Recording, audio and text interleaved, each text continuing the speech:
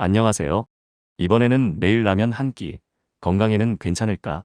당신의 몸이 보내는 신호에 귀 기울이세요. 라는 주제로 말씀드리겠습니다. 후반부엔 이 내용을 자막과 함께 영어로 들려드릴 테니 영어 공부에도 도움되시길 바랍니다. 바쁜 일상 속에서 간편하고 맛있게 즐길 수 있는 라면은 많은 한국인에게 사랑받는 소울 푸드입니다. 얼큰하고 시원한 국물에 쫄깃한 면발, 그리고 김치 한 조각이면 그 어떤 사내증미도 부럽지 않죠. 하지만 문득 이런 생각이 들 때가 있습니다. 매일 라면을 한 끼씩 먹어도 건강에 괜찮을까? 이 질문에 대한 답을 찾기 위해 오늘은 라면의 영양 성분부터 장기적인 건강 영향까지 심층적으로 파헤쳐 보고자 합니다. 왜 우리는 라면을 찾게 될까요?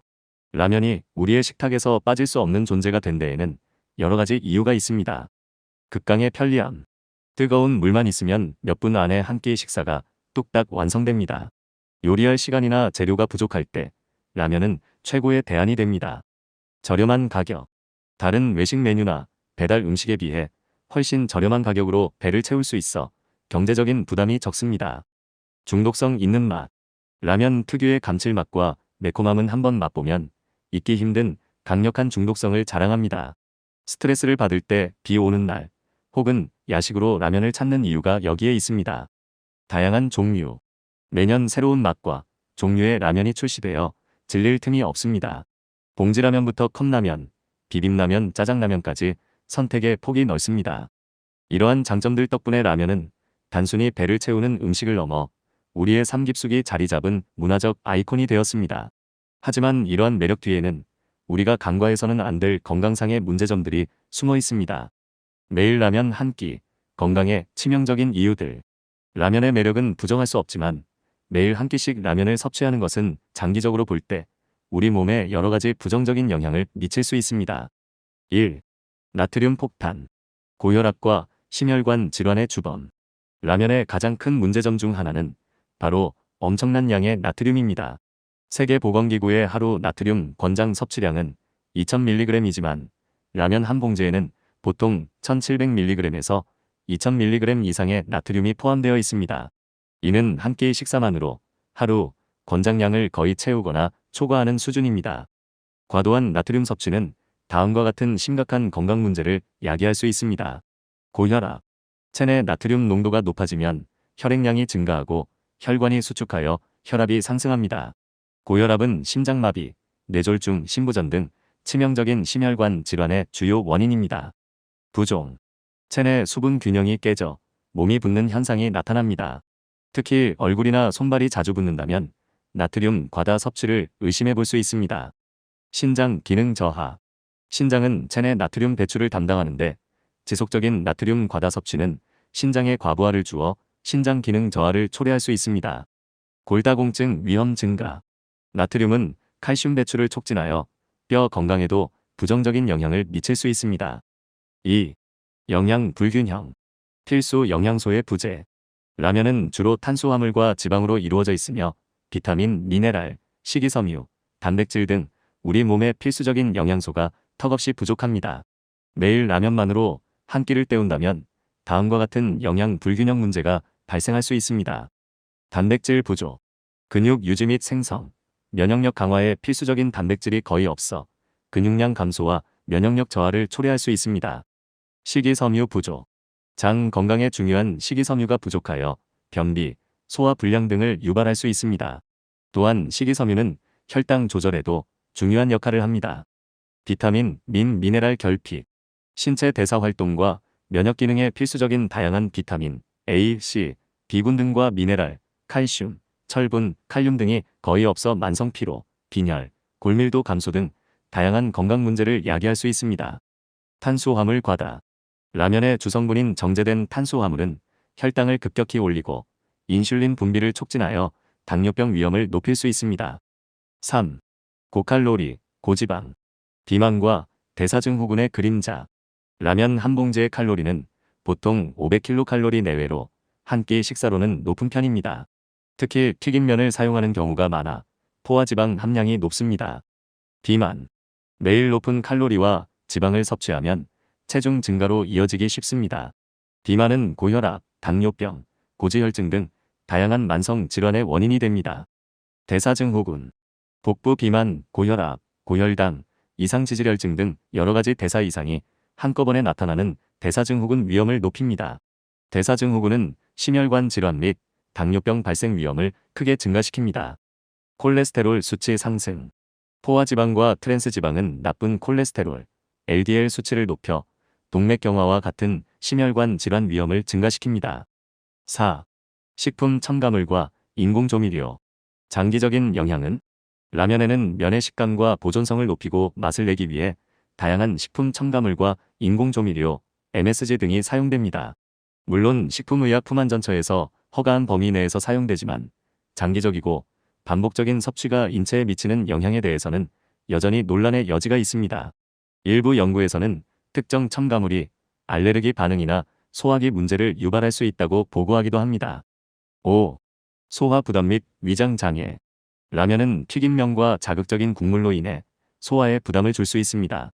특히 위장이 약하거나 소화 불량을 자주 겪는 사람들에게는 속쓰림, 더부룩함, 설사 등의 위장 장애를 유발할 수 있습니다. 또한 밤늦게 라면을 먹는 습관은 역류성 식도염이나 수면 장애를 악화시킬 수 있습니다. 라면 건강하게 즐길 수는 없을까?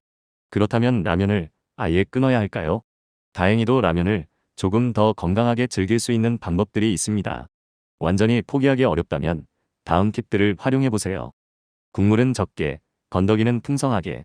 라면 국물에 나트륨의 대부분이 녹아 있습니다. 국물을 절반만 마시거나 아예 마시지 않는 습관을 들이는 것이 좋습니다. 대신 부족한 영양소를 채우기 위해 계란, 파, 양파, 버섯, 두부, 콩나물 등 신선한 채소와 단백질을 듬뿍 넣어 조리하세요.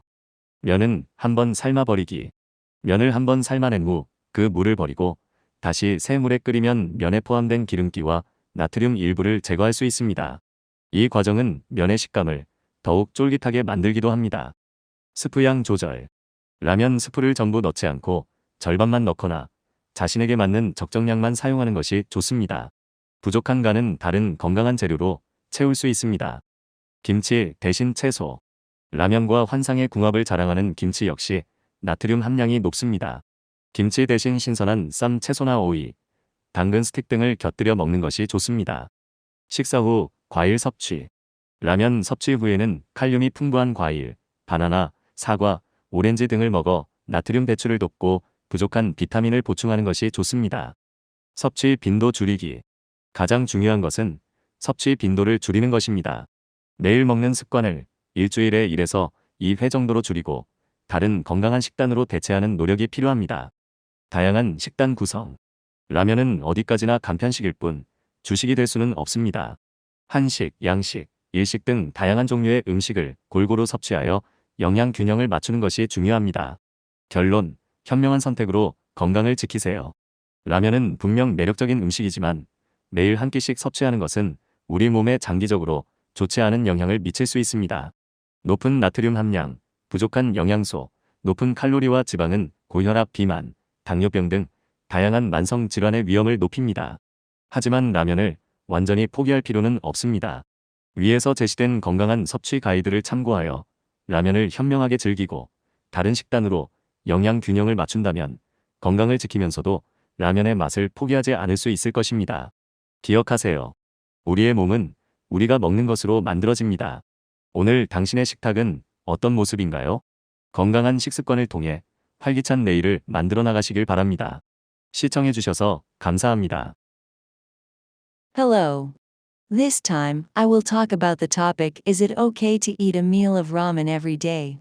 Listen to the signals your body sends. Ramen, which can be enjoyed easily and deliciously in a busy daily life, is a soul food loved by many Koreans. With a refreshing and cool broth, chewy noodles, and a piece of kimchi, it is as good as any other delicacies.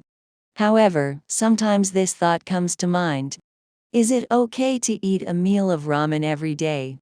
To find the answer to this question, today we will delve deeper into the nutritional value of ramen and its long-term health effects. Why do we reach for ramen? There are many reasons why ramen has become an indispensable part of our dining tables. Extreme convenience. A meal can be completed in a few minutes with just hot water. When you don't have enough time or ingredients to cook, ramen is the best alternative. Cheap price. You can fill your stomach at a much cheaper price than other restaurant menus or delivery food, so it is less of a financial burden. Addictive taste. The unique savory taste and spiciness of ramen boasts a strong addiction that is hard to forget once you taste it. This is why you look for ramen when you are stressed, on a rainy day, or as a late-night snack. Various types. New flavors and types of ramen are released every year, so you never get tired of it. From packaged ramen to cup ramen, bibimbap ramen, and jjajang ramen, there is a wide range of choices. Thanks to these advantages, ramen has become a cultural icon that has become deeply ingrained in our lives, beyond just a food that fills your stomach. However, behind this appeal, there are health problems that we should not overlook. Why a daily serving of ramen is fatal to your health. The appeal of ramen cannot be denied, but consuming a daily serving of ramen can have various negative effects on our bodies in the long term. 1. Sodium bomb. The main culprit of high blood pressure and cardiovascular disease. One of the biggest problems with ramen is the enormous amount of sodium. The World Health Organization recommends a daily sodium intake of 2,000 milligrams, but a pack of ramen typically contains between 1,700 milligrams and 2,000 milligrams. This is almost or exceeding the daily recommended intake in just one meal. Excessive sodium intake can cause the following serious health problems. High blood pressure. When the concentration of sodium in the body increases, blood volume increases and blood vessels constrict, raising blood pressure. High blood pressure is a major cause of fatal cardiovascular diseases such as heart attack, stroke, and kidney failure. Edema. When the body's water balance is disrupted, the body swells. In particular, if your face or hands and feet swell frequently, you may suspect excessive sodium intake. Decreased kidney function. The kidneys are responsible for excreting sodium in the body, but continuous excessive sodium intake can overload the kidneys and lead to decreased kidney function. Increased risk of osteoporosis. Sodium can also have a negative effect on bone health by promoting calcium excretion. 2. Nutritional imbalance. Absence of essential nutrients. Ramen is mainly composed of carbohydrates and fat, and is severely lacking in essential nutrients for our bodies, such as vitamins, minerals, dietary fiber, and protein. If you eat only ramen every day, the following nutritional imbalance problems may occur. Lack of protein.